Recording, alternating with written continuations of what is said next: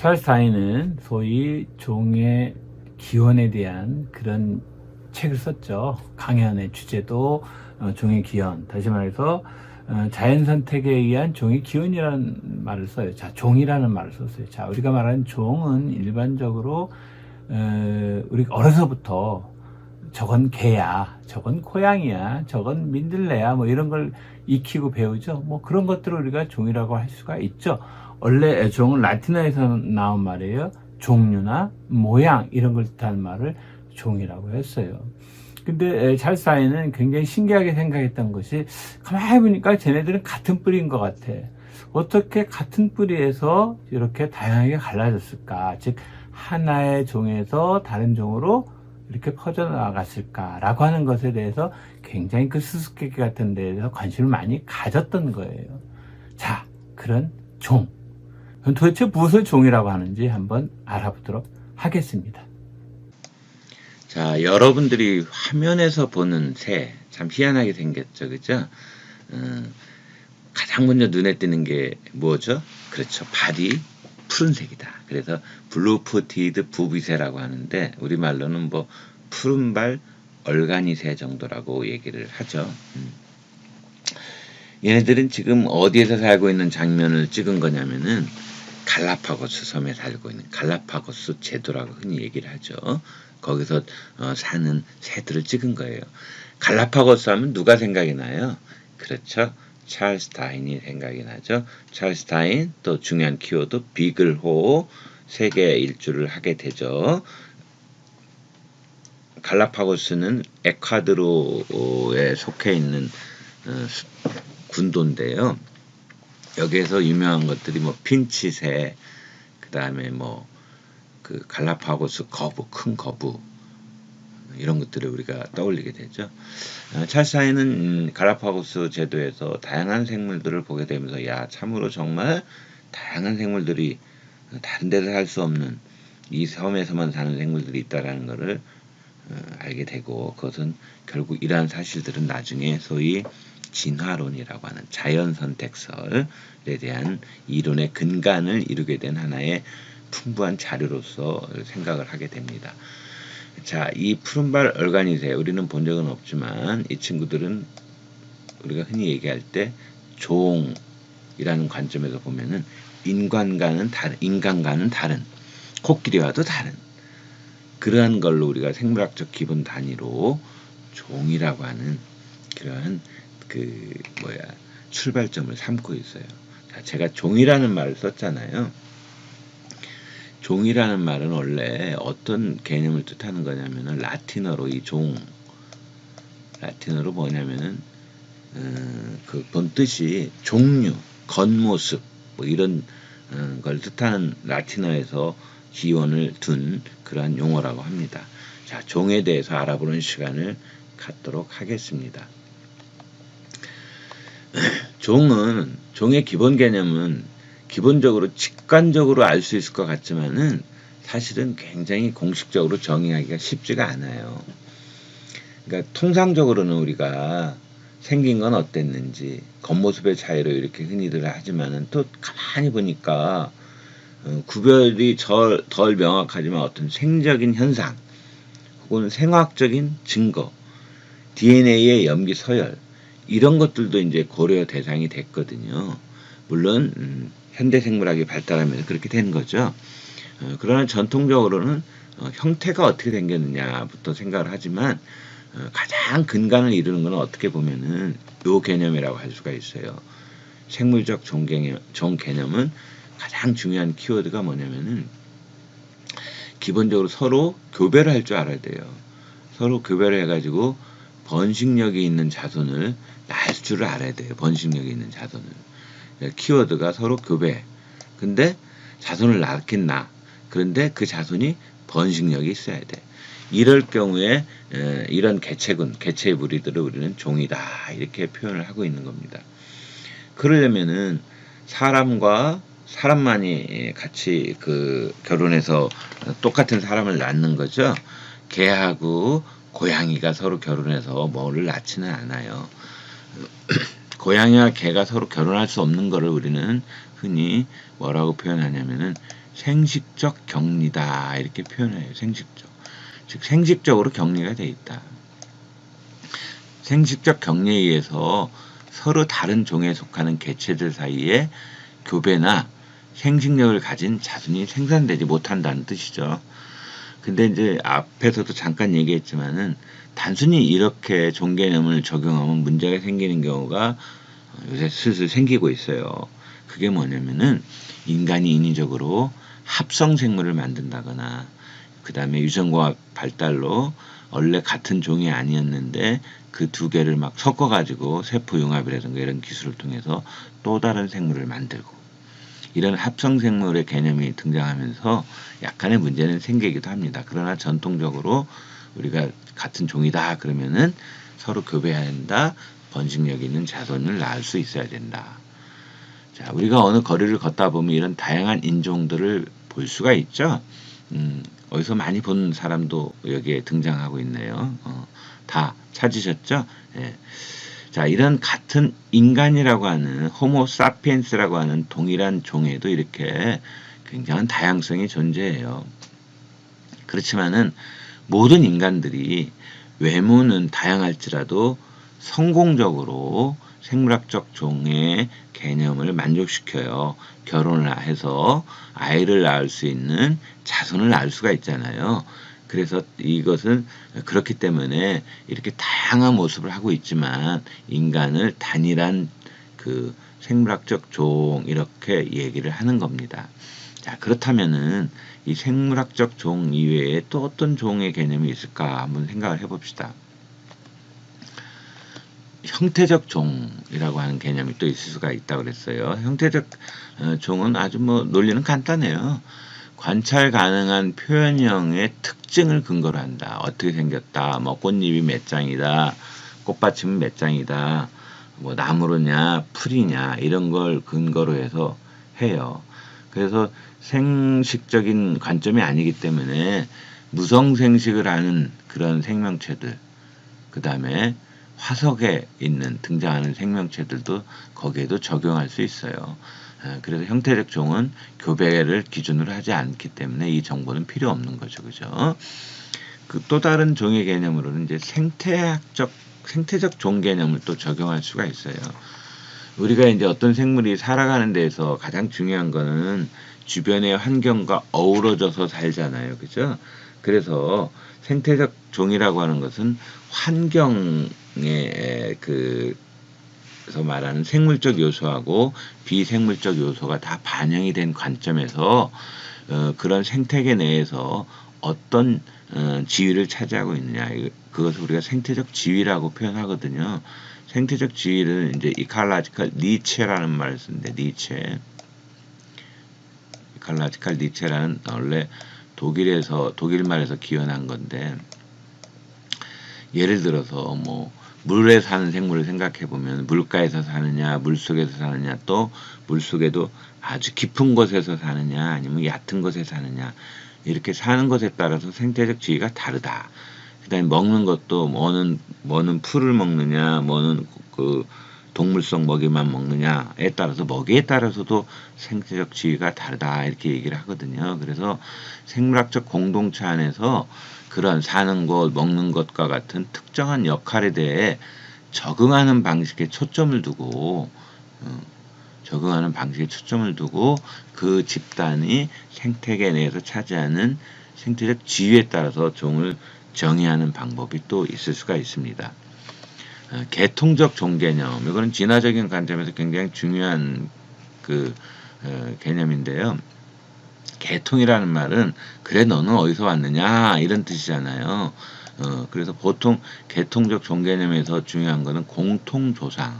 그러니까 공통조상, 조상이 같은 그러한 개체들 따지고 봤더니 이거는 공통조상에서 나오다가 어느 순간에 생물학적 종 개념으로 서로 교배를 할 수 있는 상태에 이르렀다.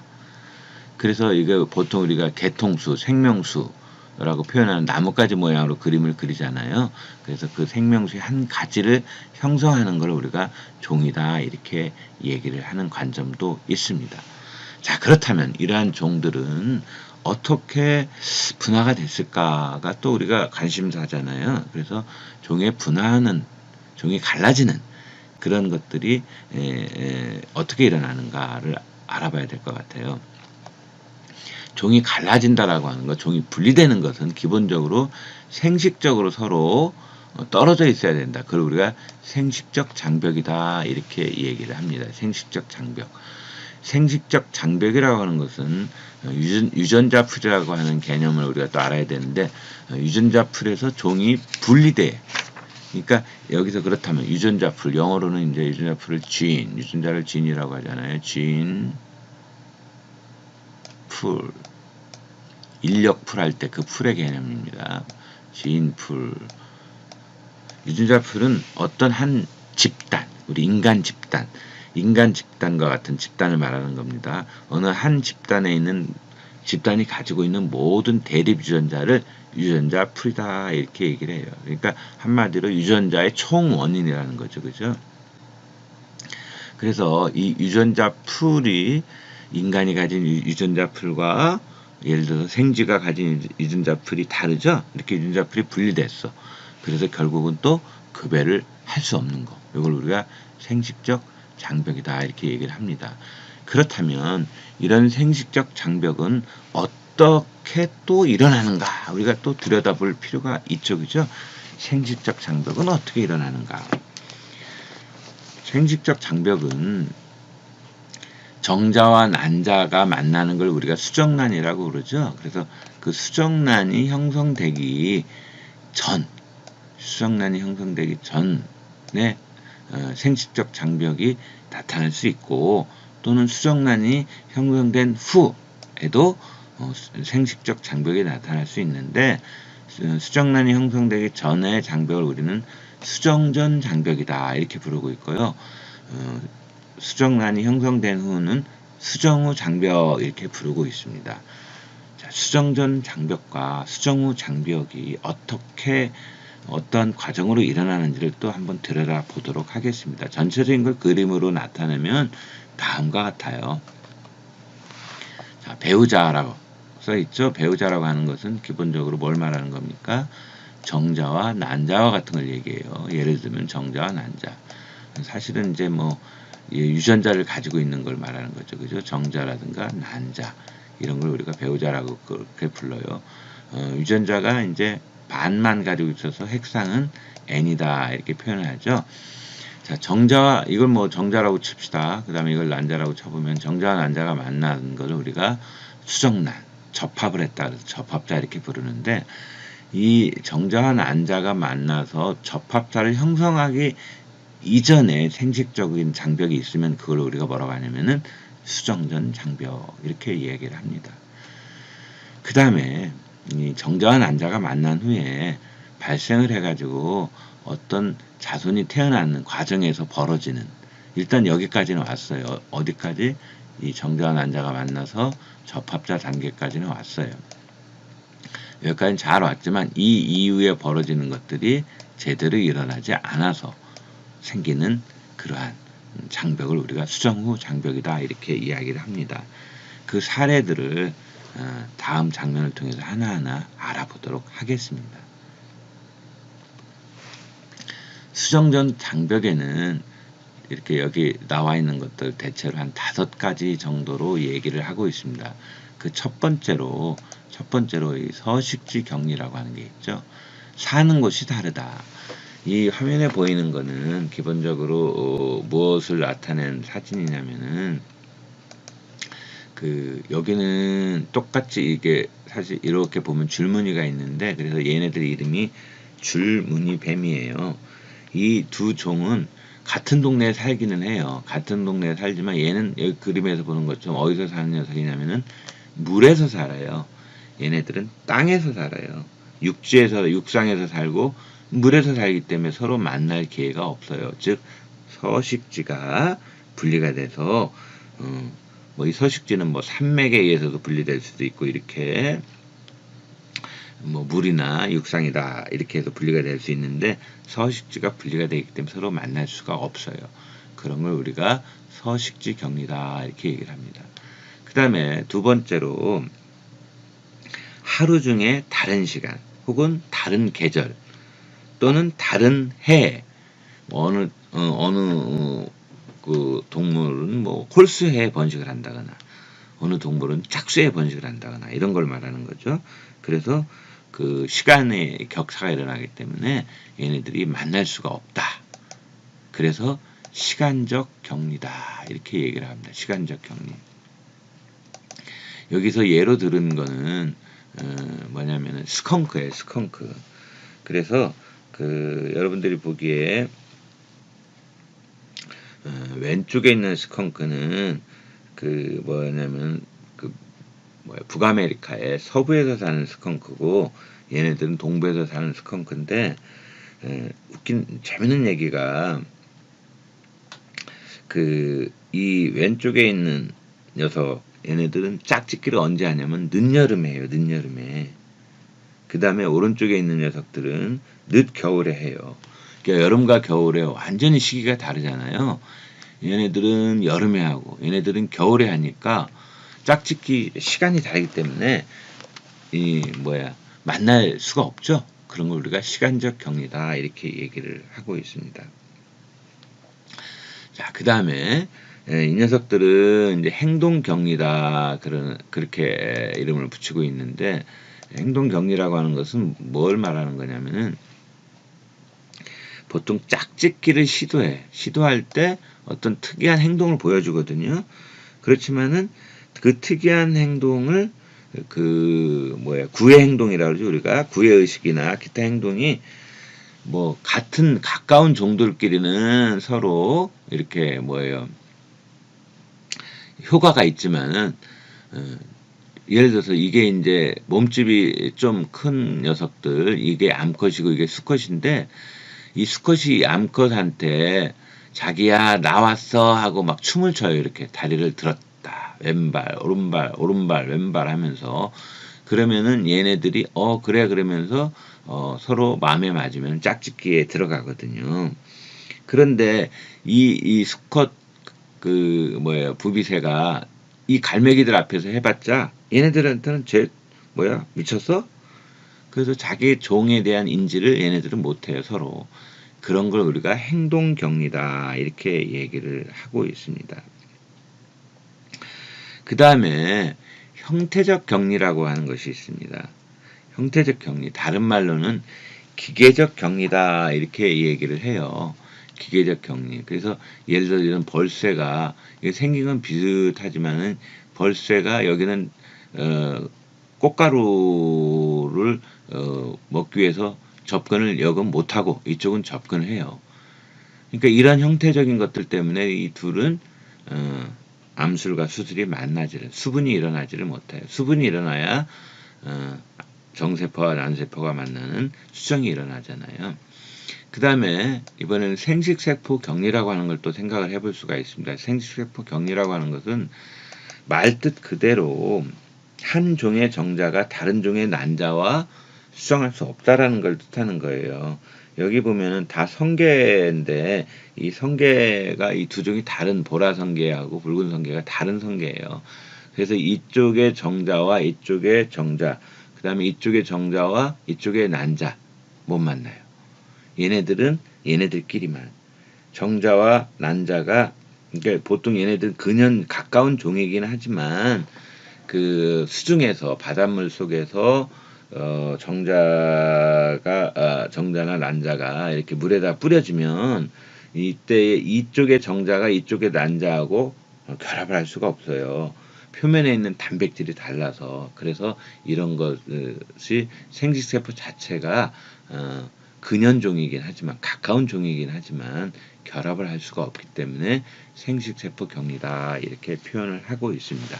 자, 수정전 장벽에 대해서 알아봤잖아요. 몇 가지 서식지 격리, 시간적 격리, 행동 격리, 형태적, 다른 말로는 뭐라고 한다고요? 기계적 격리, 그 다음에 생식세포 격리. 자, 이렇게 5가지를 한번 생각해 봤습니다. 그렇다면 이번에는 정자와 난자가 설령 만나더라도 우리는 왜 그들을 같은 종이라고 부를 수 없느냐? 수정 후에 어떤 일이 벌어지기 때문에 그렇거든요. 그런 수정후 장벽에 대해서도 알아보도록 하겠습니다. 수정후 장벽의 첫 번째로 여기 뭐예요? 딱 보니까 뭐 같아? 도롱뇽이죠, 도롱뇽. 근데 생긴 게 좀 이상하죠? 하여간 도롱뇽이에요. 이 도롱뇽 녀석이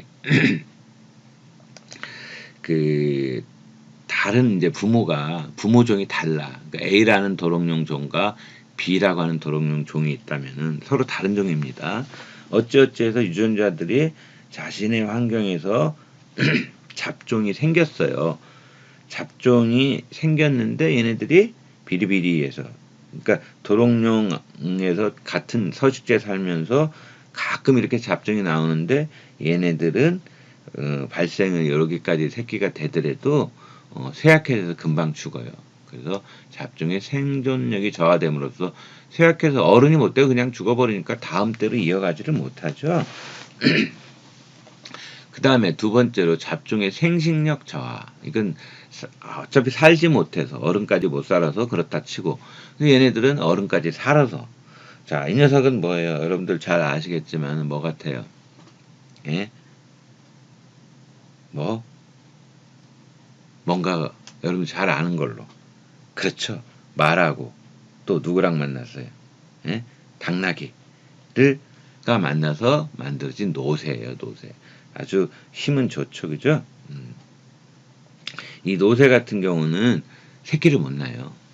그러니까 당나귀하고 수컷 당나귀하고 암컷 말의 잡종 자손으로 태어난 이 노새는 다음 때에 새끼를 못 낳아. 그래서 우리가 잡종의 생식력 저하다 이렇게 얘기를 하는 거예요. 그래서 당나귀와 말은 여전히 다른 종인 거예요. 그 다음에 마지막으로 잡종 약세. 일부 첫 세대 잡종이 생존 가능하고 생식력이 있지만 서로 교배하거나 아니면은 어느 한쪽의 부모종과 교배를 한다면은 아주 비리비리해서 연약하거나 불임인 자손이 나타나는. 그러니까 자손을 낳기는 하는데 여기는 자손을 낳을 수 있는 상태가 크지를 못했고 여기는 커서 자손을 낳았지만은 그 자손은 생식력이 없고 이거는 설령 자손이 있더라도 그 자손이 또 자손을 보아서 태어난 자손이 아주 비리비리하거나 혹은 불임이거나 이런 걸 말해요. 그러니까 여기 보면은 이제 별을 뜻하는 건데 지금 왼쪽 벼하고 오른쪽 벼를 섞었어요. 섞었더니 가운데, 그죠? 가운데 벼가 나타났는데 키도 작고 한 이 벼가 나타났는데 얘네들이 그렇게 약하더라 이거예요. 결국 약하다고 하는 것은 자손이 번성하지 못한다는 걸 뜻하는 거고 자손이 번성하지 못하면 그건 다른 종으로 본다 이런 뜻입니다. 대체로 수정전 장벽 5가지와 수정후 장벽 3가지에 대해서 여러분들이 한번 살펴봤습니다. 계속 강의는 이어서 어떻게 해서 이러한 생식적인 격리가 일어나는 그 사례들을 중심으로 계속 강의를 다음 강의에 이어나가도록 하겠습니다. 잠시 쉬도록 하겠습니다.